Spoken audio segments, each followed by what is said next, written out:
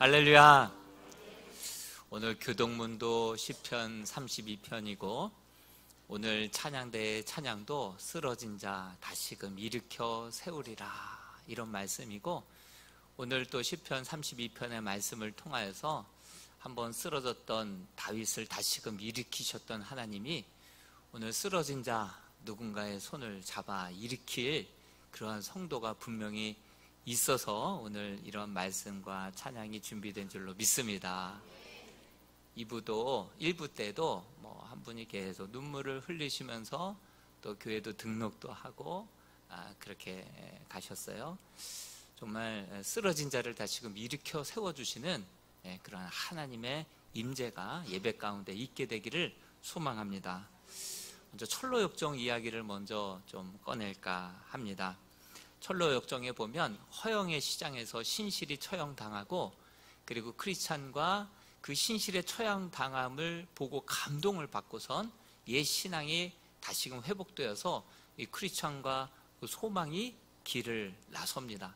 사망의 음침한 골짜기도 걷게 되고요. 그 길을 통과하고 나서 긴장이 좀 풀렸는지 이제 길을 계속해서 험난한 길, 자갈길, 오솔길을 막 가다 보니까 좀 평지가 그리웠던 것 같아요. 그래서 딱 보기에 옆에 샛길에 욕심을 내더니만 곁길 초원으로 둘이 빠지게 됩니다. 이것을 옆에 있던 소망이 엉뚱한 데로 빠지면 어떻게 하냐고 물었지만, 크리스찬은 설마 그러기야 하겠어? 내심 장담했습니다.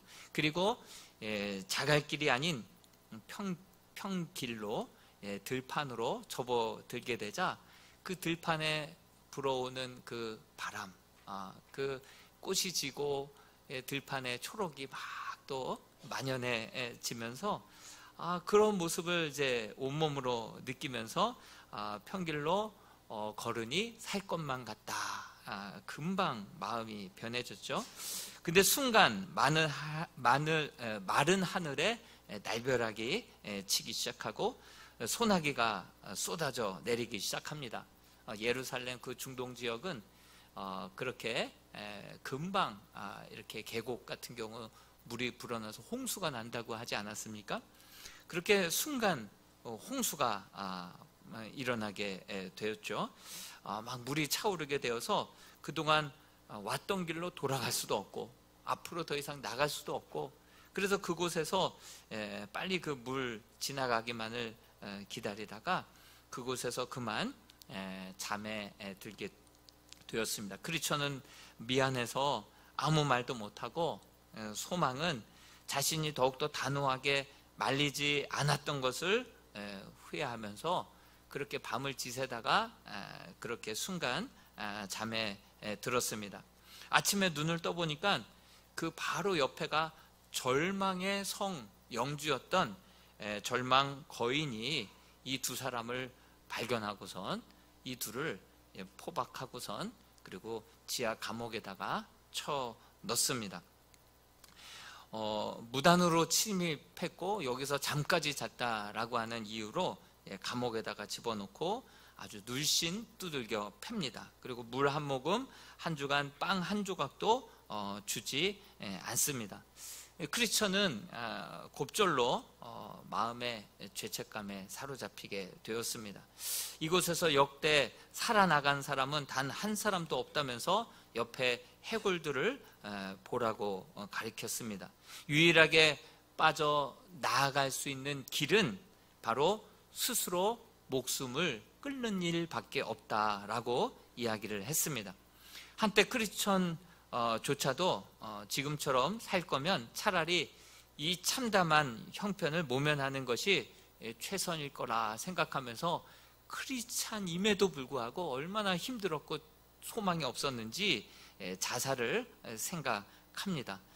그럴 때 소망은 그 옆에서 우리가 가려는 나라의 임금께서는 살인하지 말라 이렇게 말씀하지 않았소. 이는 남의 생명만을 죽여야 살인이 아니라 나를 해치는 것, 몸과 영혼까지 동시에 죽이는 것, 이것 또한 살인이라고 살인자가 가는 곳은 지옥이라고 그것을 잊으셨소 하면서 정문일침을 가합니다. 모든 것이 거인의 뜻대로만 되지 않을 겁니다. 우리처럼 거인에게 붙잡혔다가 다시금 탈출한 사람도 분명히 있을 거라고, 어찌됐든 스스로 목숨을 끊지는 맙시다. 그러면서 이 소망이 옆에서 끝까지 소망을 잃지 않게 해줍니다. 이들은 한 줄기 희망 하나 찾아볼 수 없는 그 가운데 이제 아무것도 할 수 있는 게 없다 보니까 그제서야 밤을 새워서 기도를 하기 시작합니다. 우리가 어려운 일 당하면 먼저 사람을 찾고 또 자기 경험을 의지하고 이 방법 저 방법 안 될 때야 비로소 엎드려 기도할 때가 있지 않습니까? 정말 이 크리스찬과 소망도 다른 방법이 다 살 소망까지 다 끊어지게 되자 이제 정신 차리고 하나님 앞에 매달려 기도하기 시작합니다. 기도하는 가운데 하나님께서 주시는 영감이 있었어요. 순간 크리스찬이 소리를 지릅니다. 순간 그 언약의 열쇠를 이미 받았고 그것을 가슴에 차고 있었는데 그것을 새까맣게 잊고 있었던 것입니다. 그래서 그 열쇠, 언약의 열쇠를 꺼내어서 그 감옥의 문을 딱 따서 돌리는데 그 돌적기가 철커덕 움직이면서 문이 열리는 것이죠. 그래서 순간 그 절망의 순간에 절망스럽게 엎드려만 있지 않고 그곳에서 하나님 앞에 간절히 기도할 때 하나님께서 언약의 말씀을 기억나게 해주시고 성령의 감동으로 우리에게 말씀해 주시고 읽었던 말씀들이 생각나게 해주셔서 그래 맞아 이거야 그 말씀 붙들고 일어나서 순종하며 나아갈 때 하나님의 행하시는 놀라운 새 역사와 다시 시작할 수 있는 은혜를 맛보게 될 줄로 믿습니다. 다시 시작할 수 있는 그런 은혜가 기도 가운데 또 말씀이 생각이 나고 하나님 주신 언약의 말씀이 그렇게 믿어지고 그 말씀 듣고 일어서자 그 문을 따고 다시금 크리스천과 소망은 탈출할 수 있었습니다. 사면 초가인 분 우리 가운데도 있으십니까? 기도하기 시작하시기 바랍니다. 그리고 귀를 기울여서 하나님의 음성에 귀를 기울일 수 있기를 바랍니다. 약속의 말씀들, 언제 들었던 말씀들, 언제 읽었던 말씀들 우리 주님 생각나게 해주실 때 그 말씀이 우리의 삶의 문제들을 다시금 열어나갈 수 있는 인생에 맞는 열쇠가 될 줄로 믿습니다. 결국 다시 원점으로 돌아오게 되었어요. 다시금 샛길 초원으로 빠져나갔던 그 원점으로 다시금 가까스로 돌아오게 되었습니다. 그런데 이 크리스찬과 이 소망은 그냥 지나쳐가지 않았어요. 그곳에다가 팻말을 세워놓고 경고문을 붙여 놓게 됩니다. 한번 팻말을 보여주시겠습니까? 이쪽으로 가면 절망의 거인이 나온다. 보기에는 좋아 보이고 평지처럼 보이고 넓어 보이고 편한 길처럼 보이지만 결국 절망의 거인이 나온다. 팻말을 붙여놓고 경고문을 이렇게 적어놨습니다. 발판 아래쪽 길은 의심의 성, 이 절망의 성으로 가는 샛길이므로 계속해서 따라갈 경우 새 예루살렘의 성 임금님을 능멸하며 길을 쓰고 순례자들을 잡아 죽이는 절망 거인에게 사로잡힐 가능성이 매우 큼, 이렇게 경고문을 적어놓고 지나갑니다. 덕분에 훗날 이 길을 지나가는 수많은 순례자들이 이 팻말을 보고 가려다가 잠깐 그것을 끝까지 읽어보고 야 이쪽으로 가면 큰일 나, 예루살렘이 아니라 절망의 거인이 잡아 죽이려고 달려든데 이것을 깨닫고 수많은 사람들이 바른 길로 걸어갈 수 있게 되었습니다. 오늘 우리가 읽었던 이 시편의 말씀에 보면요, 다윗이 한 75편 정도의 시를 적었고요, 그리고 솔로몬이, 아삽이, 또 고라자손이 반역을 했다가 그들이 다시금 돌이키고 정말 후회하고 깨닫고 다시금 팻말을 세우듯이 고라자손의 시도 여러 편 있죠. 모세의 시, 에단의 시, 이처럼 수많은 사람들이 방심하고선 길 아닌 길로 갔다가 그곳에서 절망의 성에서 의심의 늪에 빠져서 죽을 고생하고 그렇게 회개하고 다시금 후회하고 돌이켜서 그곳에다가 편말을 세워놓듯이 한 땀 한 땀 시편의 말씀을 기록해 두었다라고 하는 사실이죠. 오늘은 이제 3부 예배 후에 점심 식사가 없고 또 일한 카페도 문을 열지 않습니다. 여러분 집에 가셔서 가족들과 함께 이렇게 시편의 말씀도 같이 한번 읽어보시면서 그 많은 우리 믿음의 선배들이 정말 한번 죽을 고생하고 돌이켜서 그 길에다가 팻말을 세워두는 그런 심정으로 이 성경을 기록했구나. 그런 마음으로 이 말씀을 함께 읽고 또 내가 그런 쓰라린 경험을 했던 경험이 있다고 한다면 그것을 자녀들에게 함께 나누고 전해줄 수 있는 복된 가정 예배의 시간이 될 수 있기를 주님의 이름으로 축복합니다. 몇 주 전에 저도 서울에 있는 안산이라고 하는 아주 걷기 좋은 데크길이 있어요. 그곳을 막 걷다 보면 벚꽃 피었을 때도 너무 이쁘고 또 중턱 쪽에 가다 보면 꼭 여기가 강원도에 온 것처럼 아주 울창한 숲이 펼쳐져 있죠. 데크길이라서 길 잃어버릴 염려가 없어요. 근데 제가 좀 도전 정신이 좀 있습니다. 그러다 보니까 이제 약수터 지나서 사람들이 많이 밟아 놓아서 길처럼 보여서 그곳으로 한번 올라가 보자 하고 도전하고 올라갔다가 얕봤다가 큰일 날 뻔했어요. 그래서 정상 하나 바라보고 올라갔어요. 무조건 저기 올라가면 다시 길이 나오겠거니 생각하고 정상 하나 바라보고 가까스로 올라갔어요.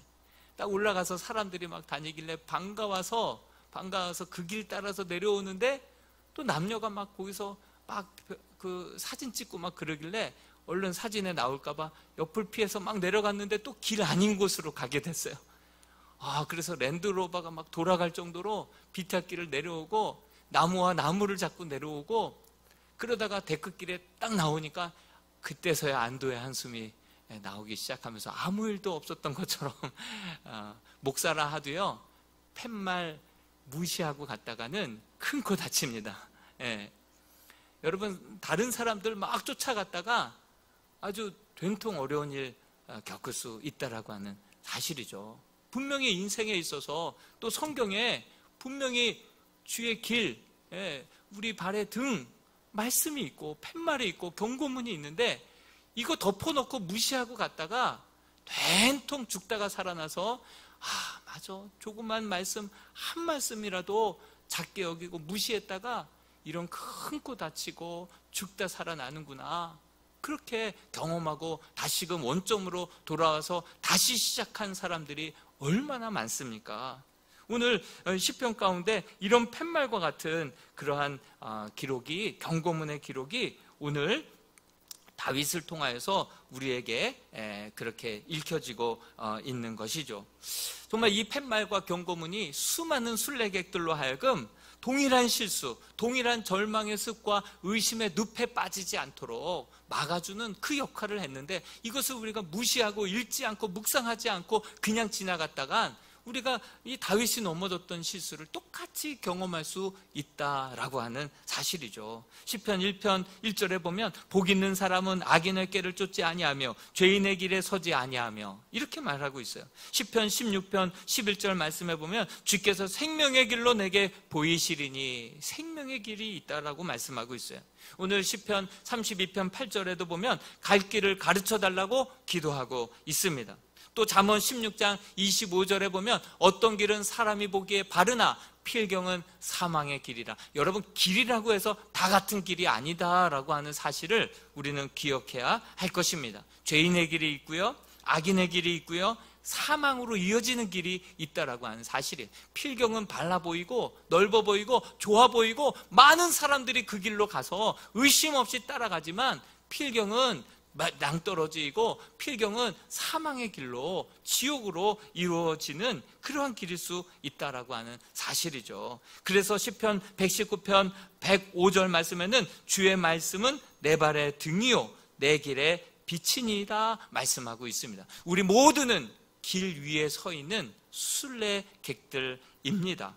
우리가 하나님의 이 말씀을 우리 발의 등처럼 내 길의 빛처럼 그리고 이 말씀들 가운데서 수많은 팻말과 경고문들을 우리가 바라보면서 거기서 깨닫고 길 아닌 길을 애써 뭐 똥인지 된장인지 먹어볼 거 없이 그곳이 사망으로 가는 이어지는 그러한 죄의 길이다 할 때는 그것을 멈추고 바른 길로 팻말을 확인하고 이 길이 맞는지 확인하고 주님의 기뻐하시는 뜻을 쫓아서 걸어갈 때 그 길이 생명의 길이고 행복의 길이고 성공의 길이고 승리의 길인 줄로 믿습니다. 오늘 말씀에는 다윗이 하나님의 뜻이 아니고 길이 아닌 길로 갔다가 깊이 회개하고 돌이켜서 하나님의 은혜로 다시금 원점으로 돌아와서 다시 시작하는 은혜를 하나님께로부터 받게 됩니다. 그리고 그냥 지나치지 않고 팻말과 경고문을 그렇게 기록하여서 이곳에 시편 32편을 남겨놓고 떠나게 되죠. 여러분, 수많은 길들이 있습니다. 제주도에는 무슨 길이 있죠? 올레길이 있어요. 또 동해에는 무슨 길이 있습니까? 동해와 부산까지 이어지는 거기를 해파랑길이라고 해요. 해파랑길. 그리고 영덕에는 블루로드 길이 있어요. 여기 한번 간다 하면서 한번 못 갔습니다. 또 남해에는 남도길이 있고요. 둘레에는 둘레길이 있습니다. 산티아고가 있어서 어떤 섬에 이 산티아고와 같은 너무 멋진 둘레길이 있다고 해서 그 길을 썸티아고라고도 부르더라고요. 썸티아고. 이런 수많은 길들이 어떻게 탄생한 것입니까? 이미 많은 여행객들이 그 길을 걸어가 보다가 고통도 겪어보고 실족도 해보고 어떤 이들은 죽음까지도 경험하게 되고 나서 그 막다른 골목과 그 죽음의 고비까지도 수도 없이 경험하게 되면서 그곳에다가 편말을 또 경고문을 기록하여서 결국 이쪽으로 가지 말고 이쪽으로 가시오. 그래서 그 길이 인생의 길이 그렇게 탄생하게 된 거 아닙니까? 여러분, 그들의 수고와 헌신으로 인하여서 결국 우리들은 안심하고 그 길을 정말 인생의 길로 걷게 된 거 아닙니까? 그리스도의 삶도 마찬가지입니다. 여러분, 우리 그리스도의 삶도 이런 길을, 길 아닌 길은 가지 말고 악인의 그 길에 들어서지 말고 의인의 길, 정말 많은 사람들이 갔다가 이 길은 아니라고 한 길은 피하고 이 길이 생명의 길로 좀 좁으면 좁은 길이지만 생명으로 이어진 길이라고 그 팻말 보고 좌로나 우로나 치우치지 말고 그 길 걸어가라고, 그것이 신앙의 길이요 승리의 삶인 줄로 믿습니다. 남은 인생, 성경에 나와 있는 팻말을 따라서 정말 멋진 인생 뿐만 아니라 누군가에게 팻말이 되고 경고문이 되어줄 수 있는 그러한 복된 인생 될 수 있기를 주님의 이름으로 축원드립니다. 오늘 이 시편은 다윗이 사무엘하 11장 그 배경을 가지고 이 시편을 기록한 그러한 시다, 이렇게 많은 분들이 이야기합니다. 힘없고 빽이 없는 자가 죄 가운데 잘못 길에 들어서서 죄 가운데 빠지게 되면 나만 손해보죠. 나만 죽고 나만 손해보죠. 그런데 다윗처럼 통합 왕이 돼서 권력의 자리, 리더십의 자리, 그 높은 힘이 있는 그 자리에서 죄 가운데 빠지게 되면 어떻게 될까요? 정말 많은 사람들이 죽음을 당하고 많은 사람들도 함께 실족하고 온 나라가 고통당하는 것을 보게 됩니다. 최근 들어서 수단의 전쟁이 계속해서 내전이 지금 일어나고 있지 않습니까? 수단에 금맥이 있대요. 금맥이. 그리고 그 지하에 그 기름이 굉장히 많이 묻혀 있다고 해요. 똑같은 사우디는 엄청 잘 살잖아요. 그런데 이 수단은 금과 기름이 잔뜩 묻혀 있는데 온 백성들은 문맹인으로 또 가난한 국민으로 살아가고 있는 이유가 무엇이겠어요? 내전이에요. 내전. 권력 있는 자들이, 선두에 선 자들이 그렇게 좌로 우로 치우쳐서 자기 욕심 때문에 그런 내전을 일으켜서 무고한 생명들이 저렇게 많이 죽어져가고 기회를 얻지 못하고 가난을 되물림하는 그러한 나라가 되어버린 것 아니겠습니까? 정말 다윗이 혼자일 때는 그렇게 하나님을 경외했어요. 그리고 약속의 말씀을 놓지 않았어요.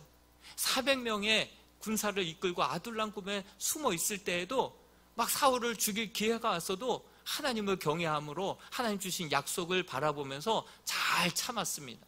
그리고 길 아닌 길로는 걸어가지 않아요. 손해볼지언정 그렇게 믿음을 잘 지켰어요. 600명이 늘어나고 남유다의 헤브론을 기점으로 한 왕이 되었을 때도 믿음 잘 지켰어요. 믿음의 길 잘 걸어갔어요.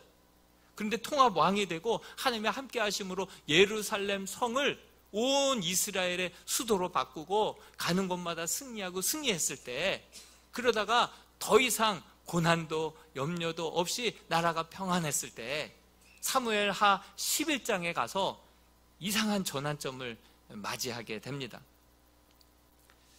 사건의 전말은 이렇습니다. 이스라엘 군대가 여전히 아람과의 전쟁 중에 있었어요. 그래서 많은 신복들과 군사들은 그곳으로 치열하게 전쟁을 치르고 있었습니다. 근데 다윗은 그 전쟁에 앞서가지 않는 거예요. 참여하지도 않는 거예요. 그냥 예루살렘에 남아서 낮잠을 자고 있어요. 낮잠을 그렇게 실컷 잤으니 저녁에 잠이 오겠습니까? 그래서 그 저녁에 옥상을 돌다가 한 여인이 목욕하는 모습을 보게 됩니다. 봤으면 그냥 그냥 봤구나 하고 넘어가면 되는데 자기의 힘을 빌어서 사람을 보내서 어떤 사람인지 알아오게 합니다. 근데 자기의 신복 우리아의 아내라고 얘기합니다. 그러면 거기서 멈췄어야지. 또 직진을 합니다. 그러면서 그 여인을 데려오라고 합니다. 그리고 성경 말씀에 또 보면은 분명히 그 여인이 부정함을 깨끗게 하였다, 이런 말씀이 있어요. 그때 동침하면 아이를 안 가질 거다 생각하고 완전 범죄를 꿈꾸고 동침을 했는데 아이가 덜컹 생기게 되었죠. 이 죄를 또 덮기 위해서 이번에는 우리아를 이렇게 불러옵니다. 불러와서 그리고 그 아내와 동침하게끔 전쟁의 상황을 묻고 그것이 궁금한 것처럼, 그리고 왕의 음식들을 막 챙겨가지고 이제 빨리 집에 들어가서 그렇게 아내와 편안한 시간 가지라고 휴가를 줍니다. 근데 이 우리아가 어떻게 합니까? 어떻게 자기의 주 요압이 전쟁에서 치열하게 싸우고 있고 내 지금 전우들이 지금 저 현장에서 싸우고 있는데 내가 어떻게 편하게 잘 수 있느냐? 왕의 문 앞에서 다른 병사들과 쪽잠을 잡니다. 이런 충신을 다윗이 요압에게 서신을 보냅니다. 그리고 최전방에 내보내고, 그리고 너희는 뒤로 빠져라. 살인뿐만이 아니라 교사죄까지 저지르면서 그 충신을, 그 신복을 그렇게 그 우리아만 죽은 것이 아니라 여러 병사들도 함께 죽게 되었죠. 다윗이 한 번 죄짓기는 어려워도 이렇게 두세 번 죄를 짓는 것은 이제 죄 같지 않게 쉽게 죄를 짓는 모습을 보게 됩니다.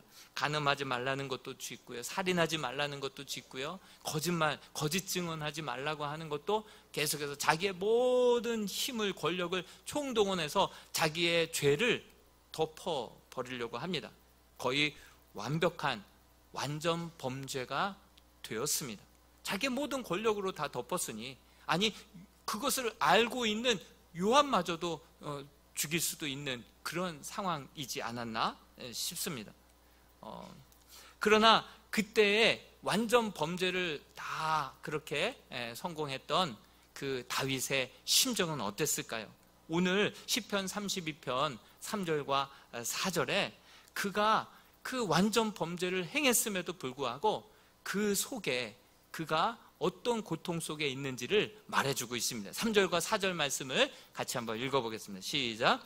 내가 입을 열지 아니할 때에 종일 신음함으로 내 뼈가 쇠하였도다. 주의 손이 주야로 나를 누르시오니 내 진액이 빠져서 여름 가뭄에 마름같이 되었나이다. 내가 입을 다물고 죄를 고백하지 않았지만 그러자 그 죄가 나의 뼈를 쇠하게 만들고 있다는 거예요. 그 진액이 빠져, 막 그 뼈에서 진액이 빠져나와서 여름 가뭄에 마름같이 그 심령이 바짝바짝 메말라서 타들어가고 있다라고 고백합니다. 겉모습은 괜찮은데 연기하면서 살아가지만 고백하지 않는 죄로부터 오는 그 감정적인 스트레스로 말미암아 그 속사람은 골병 들어가고 있었던 것입니다. 많은 사람들이 이와 같은 죄를 품고 살아가고 있습니다. 하나님 앞에서도 사람 앞에서도 죄를 품고 살아가면서 아닌 척하며 살아가는 사람들이 적지 않습니다. 다윗은 어떻게 해서든지 죄를 고백하지 않으려고 했습니다. 그러자 그는 태평양 한가운데에 정말 버려져 있는 그러한 돛담배와 같은 그러한 심정을 그 가슴속 깊이 그 두려움을 느끼기 시작했던 것입니다. 이때 하나님의 역사를 찾아볼 수가 없었습니다. 하나님이 아무 말씀도 들려주지 않았습니다. 그로 말미암아 하나님께 버림받은 것 같은 그 느낌에 그 뼈는 상하여 들어가고 있었고 그 진액이 빠져나와서 그 마음은 바짝바짝 타들어가고 있었다라고 하는 사실입니다. 이때 하나님께서 나단을 보내어서 그 골맞던 죄악을 터뜨려 버립니다. 다 드러내 버리십니다. 이때 다윗은 선택했어야만 했습니다. 자신의 권력을 가지고 그것마저 눌러버릴지 아니면 솔직하게 시인하고 그렇게 하나님 앞에 죄를 회개해야 할지 그는 선택해야만 했었습니다. 그래서 그는 5절의 선택을 합니다. 5절을 같이 한번 읽어보겠습니다. 시작. 내가 이르기를 내 허물을 여호와께 자복하리라 하고 주께 내 죄를 아뢰고 내 죄악을 숨기지 아니하였더니 곧 주께서 내 죄악을 사하셨나이다. 다윗은 자기의 죄를 고백했을 때 이제 다 끝났다. 왕의 체면이고 자리고 뭐고 이제 다 끝났다. 그렇게 생각을 했었습니다. 그렇지만 그렇게 죄를 고백하고 나자 그는 살아나기 시작하는 것입니다. 왜냐하면 하나님과의 막힌 담이 허물어졌기 때문에 그렇습니다. 하나님은 은혜가 많으시고 자비가 무궁하신 분이시기 때문에 다윗이 돌아서자 정말 그 아버지가 벨도 없는 아버지처럼 집 나간 자식을 기다리며 문을 걸어 잠그지 않고 문을 열어놓고 삐그덕 바람에 의해서 문만 열려도 다윗이냐 이렇게 물어보면서 밤새 늘 깨어 기다렸던 그 하나님 아버지는 다윗이 회개하고 돌이키자 언제 그랬냐는 듯이 양팔 벌려 그를 안아주고 그의 허물을 덮어주고 그의 모든 죄책감과 죄에 짓눌려 있었던 그 모든 고통을 한순간 깨끗하게 도말하여 버리시사 그 죄가 동에서 서에서 먼 곳까지 그렇게 죄악을 던져버리셨던 분이 우리 하나님이신 줄로 믿습니다. 죄를 속으로 숨기고 사는 사람들은 정말 하나님 여러분들을 통하여서 역사하실 수가 없습니다. 그러나 더 이상 감추지 않고 자백하자 하나님께서 만나주셨습니다. 이 죄로 인하여서 이 사건으로 인하여서 다시 하나님을 만나주시는 계기가 되었다라고 하는 사실이죠. 더 이상 그렇게 죄악을 감추지 않고 드러내자 하나님 만나주시고 더 이상 그러한 거짓들을 할 필요도 없게 되었고요. 더 이상 감추지 않아도 되게 되었습니다. 더 이상 연기하지 않아도 되게 되었습니다. 세상이 얼마나 편안해졌는지 모릅니다.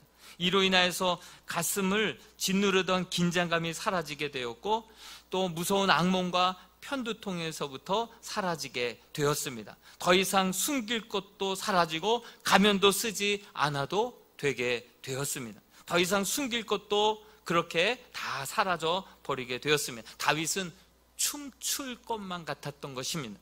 그래서 뭐라고 고백합니까? 1절과 2절에 다윗은 어떤 자가 복이 있는 자라고 얘기합니까? 같이 한번 읽어보겠습니다. 시작. 허물에 사함을 받고 자신의 죄가 가려진 자는 복이 있도다. 마음에 간사함이 없고 여호와께 정죄를 당하지 아니하는 자는 복이 있도다. 실수하지 않는 자, 죄가 없는 자가 복이 있는 것이 아니라 실수가 있고 허물이 있다 할지라도 그것을 가지고 주 앞에 나와 엎드려 솔직하게 고백하고 죄사함, 그런 용서를 받은 자, 그런 자에게는 진정한 복이 있다, 이렇게 이야기하고 찬양에 가까운 고백을 하고 있는 것입니다. 이 고백은 하나님의 뜻을 따르지 않고 의도적으로 선택했던 그 다윗의 고백입니다. 그 결과 의도적으로 죄를 지었을 때에는 정말 자신이 그렇게 의도적으로 죄악을 감추고 완전 범죄한 것 같았지만 결국 그 일로 인하여서 나도 파리해져 가고 또 죄 없는 우리아와 많은 사람들 고통 가운데 빠지게 되었고, 또 이 일로 인하여서 가정의 불똥이 또 떨어져서 가정의 자녀들로 인하여서 여러 가지 고난과 고통들을 또 도미노처럼 당하게 되지 않습니까? 그때에도 회개하지 않고 교묘하게 죄를 덮으려고 했고 감추려고 했지만 그러자 그 마음이 타들어갔던 것이죠. 그 모든 것들을 하나님 앞에 내려놓고 자기의 죄악을 있는 그대로 토설하고 회개하자 이로 말미암아 어떠한 일들이 벌어지게 됩니까? 우리 시편 32편 6절에서 8절과 같은 놀라운 역사들이 일어나게 되는 거예요. 6절에서 8절 같이 한번 읽어봅니다. 이로 말미암아 모든 경건한 자는 주를 만날 기회를 얻어서 주께 기도할지라. 진실로 홍수가 범람할지라도 그에게 미치지 못하리이다. 주는 나의 은신처이오니 환난에서 나를 보호하시고 구원의 노래로 나를 두루시리이다. 내가 내 갈 길을 가르쳐 보이고 너를 주목하여 훈계하리로다. 그가 여호와께 돌아와서 그렇게 하나님 앞에 죄악을 토설하고 있는 그대로 자백하고 회개하자 하나님과의 관계가 회복되고 기도가 열리기 시작한 거예요. 하늘이 열리기 시작한 거예요. 정말 홍수로 인하여서 죽게 되었다 할지라도 그 홍수가 나에게 미치지 못하도록 하나님이 보호자가 되어주시고 은신처가 되어주시고 다시금 말씀이 들려오기 시작하는 거예요. 그리고 하나님이 내가 너의 길을 인도하겠노라, 너를 견책하고 너를 책망하고 너를 바른 길로 이끌리라, 하나님의 음성이 다시금 들려오기 시작한 것이죠. 여러분, 의의 길을 벗어났을 때 어떻게 하면 다시 그 길로 돌아갈 수 있습니까? 다시 처음으로 그 길을 돌아가기 위하여서는 온전한 회개가 있어야 될 줄로 믿습니다. 다윗은 오랫동안 바른 길을 걸어가고 있다가 그렇게 어느 날 밤 의도적으로 고의적으로 이것이 죄인 줄 알면서도 이것이 하나님의 뜻이 아닌 줄로 알면서도 의도적으로 불순종을 선택해서 그 길을 걸어갔었습니다. 다윗의 모습 속에서 우리는 내 모습을 볼 수 있어야 할 것입니다. 지금 내가 가고 있는 그 길 주위를 한번 둘러볼 때 그 길이 온통 낯선 풍경 아닙니까? 내가 가야 될 길, 있어야 될 자리가 아니라 잘못된 순종으로 말미암아 죄인 줄 알면서도 걸어간 그 길로 말미암아 나도 책임지지 못하고 많은 사람들에게도 아픔과 고통을 주는 그러한 길로 우리가 걸어가고 있지는 않습니까? 이럴 때에 다시금 이 지도와 같은 성경을 꺼내 읽어야 될 것입니다. 다시금 다윗이 팻말로 꽂아놓았던 이 말씀을 읽고 묵상하면서 다시금 내가 돌아가야 될 자리가 어디 있는지를 하나님께서 다시금 말씀해 주시고 내 기도에 응답하실 수 있도록 우리의 모든 죄가를 하나님 앞에 가지고 나와 엎드려 자복하고 부복하는 그러한 시간이 필요한 줄로 믿습니다. 그리고 철로역정의 크리스천처럼 그리고 다윗처럼 이 시편 32편과 같은 팻말과 경고문들을 세워서 가정의 자녀들에게도 읽혀주고 또한 우리 셀에서도 함께 구역 식구들과 나눠야 될 것입니다. 마지막으로 9절 말씀, 이 시편의 다윗은 어떤 경고문을 남겼습니까? 9절 말씀 읽고 말씀을 마치겠습니다. 시작. 너희는 무지한 말이나 노새같이 되지 말지어다. 그것들은 제갈과 굴레로 단속하지 아니하면 너희에게 가까이 가지 아니하리로다. 무지한 말이나 고집센 노새와 같이 그렇게 살다 보면 하나님께서 그렇게 제갈과 굴레를 통하여서 너희를 이렇게 저렇게 이끄시게 된다. 그러지 말아라. 말씀 보고 그것을 주야로 묵상해서 그 말씀이 내 인격이 되고 내 생각이 되어서 내가 선택하는 그 길이 하나님이 기뻐하시는 삶이 되고 내가 행하는 말들이 하나님이 기뻐하시는 말이 되어서 정말 그렇게 스스로 선택해서 나가는 그 길이 하나님이 기뻐하시는 삶이 되어야 한다. 그렇지 않으면 환경을 통하여서 등 떠밀려서 하나님이 제갈과 자갈을 통하여서 막 강권적으로 이끌어야지만 따라가는, 환경에 의해서 어쩔 수 없이 손들고 주 앞에 나오는 그런 인생 되지 말아라. 여호와의 말씀을 주야로 묵상하고 이것이 내 생각이 되고 내 인격이 되고 내 삶의 일부분이 되어서 하나님의 기뻐하시는 삶을 우리가 선택해서 나아갔던 그 삶이 하나님께도 영광이 되고 나에게도 복이 되는 그러한 삶을 살아갈 수 있는 저와 여러분들이 될 수 있기를 주님의 이름으로 축원드립니다.